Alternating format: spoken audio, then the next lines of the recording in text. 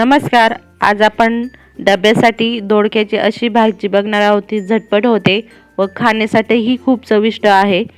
चला तर मग रेसिपी बघूया. इथे मी एका पॅनमध्ये 2 चमचे तेल घेतलेले आहे. तेल तुम्ही तुमच्या इच्छेनुसार घ्या. नंतर त्यामध्ये थोडंसं जिरं घेतलं आहे. जिरं चांगलं तडतडलं की त्यामध्ये थोडंसं हिंग घ्यायचं आहे.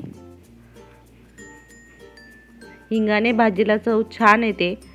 त्यानंतर 7 ते 8 लसणाच्या पाकळ्या मी ठेचून घेतलेल्या आहे. ठेचल्यामुळे भाजीला खूप चांगली चव येते. लसूण परतला की त्यामध्ये एक बारीक चिरलेला कांदा घ्यायचा आहे.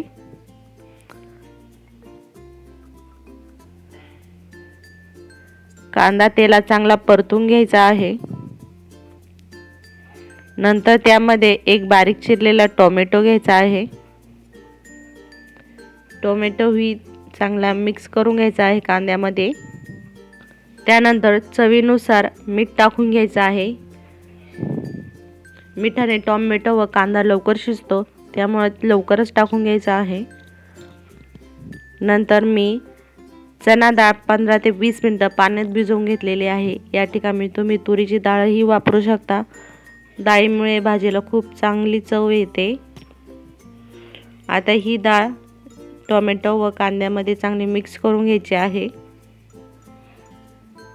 त्यात आपण मसाले टाकून घेऊया. 1 चमचा लाल तिखट, पाव चमचा हळद, 1 चमचा गरम मसाला, 1 चमचा धना जिरा पावडर. आता हे मसाले चांगले मिक्स करून घेऊया.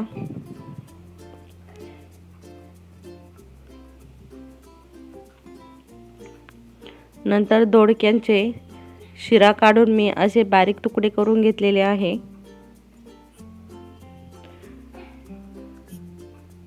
ते आता कांदा टोमॅटो मध्ये चांगले मिक्स करून घ्यायचे आहे.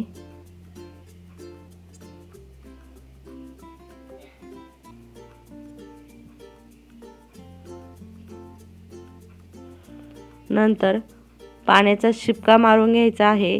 एकदम जास्त पाणी टाकायचं नाही, नाही तर भाजी खूप गिचगिचीत होते. पाण्याचा शिपका यासाठी टाकायचा आहे की आपण डाळ कच्चीच टाकलेली आहे, ती शिजण्यासाठी थोडे तरी पाणी पाहिजे, म्हणून थोडासा पाण्याचा शिपका मारायचा आहे. आता झाकण ठेवून 15 ते 20 मिनिटं भाजी शिजवून घ्यायची आहे. तुम्ही बघू शकता भाजी तयार आहे. किती छान तयार झालेली आहे. ही खाण्यासाठी खूप छान लागते व डब्यासाठी झटपट होते. तुम्ही नक्की ट्राय करा आणि रेसिपी आवडल्यास लाईक, शेअर आणि कमेंट करायला विसरू नका. धन्यवाद.